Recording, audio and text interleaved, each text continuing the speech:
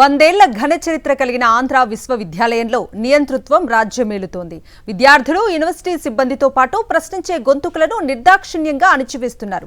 ఎన్నడూ ఏ యూనివర్సిటీలో లేని విధంగా రాకాసి ఆంక్షలు అమల్లోకి తెచ్చారు. పచ్చపార్టీ నేతకు చెందిన ప్రైవేట్ యూనివర్సిటీ అధిపతి కనుసన్నల్లో వైస్ ఛాన్సలర్ పనిచేస్తున్నారని, యూనివర్సిటీ ప్రతిష్టను సర్వనాశనం చేస్తున్నారని విద్యార్థి సంఘాలు మండిపడుతున్నాయి. తాజాగా వీసీ జారీ చేసిన ఒక సర్క్యులర్ అయితే మరీ దారుణంగా ఉందని విశ్వవిద్యాలయ సిబ్బంది రగిలిపోతున్నారు.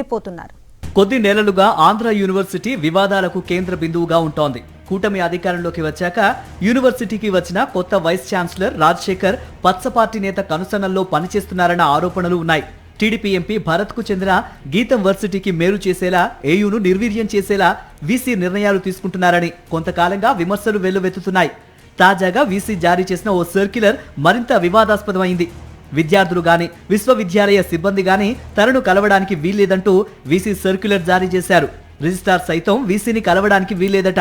ఇలాంటి వికృత ఆంక్షలను తామెన్నడూ వినలేదు, కనలేదు అంటున్నారు యూనివర్సిటీ సిబ్బంది. 100 ఏళ్లలో ఎన్నడూ లేనిది యూనివర్సిటీ మెయిన్ గేట్స్ వద్ద కొత్త రకం ఆంక్షలు విధించారు వీసీ.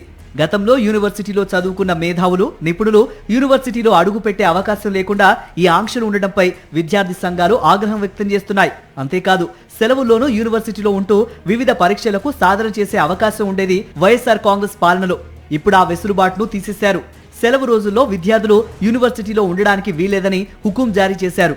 ఎవరిని కలవద్దని ఆంక్షలు విధించిన వీసీ టీడీపీ ఎంపీ భరత్ ఆదేశాలను పాటించడానికి మాత్రం అత్యుత్సాహం చూపుతున్నారని విద్యార్థి సంఘాల నేతలు విరుచుకుపడుతున్నారు. దేశంలో ఏ యూనివర్సిటీలో లేని ఆంక్షలు ఒక్క ఏయూలోనే ఎందుకు అమలు చేయాల్సి వచ్చిందో కూటమి పాలకులు సమాధానం చెప్పాలని విద్యార్థులు నిలదీస్తున్నారు. తక్షణమే ఈ నిరంకుశ పాలనకు చెక్ చెప్పాలని వారు డిమాండ్ చేస్తున్నారు.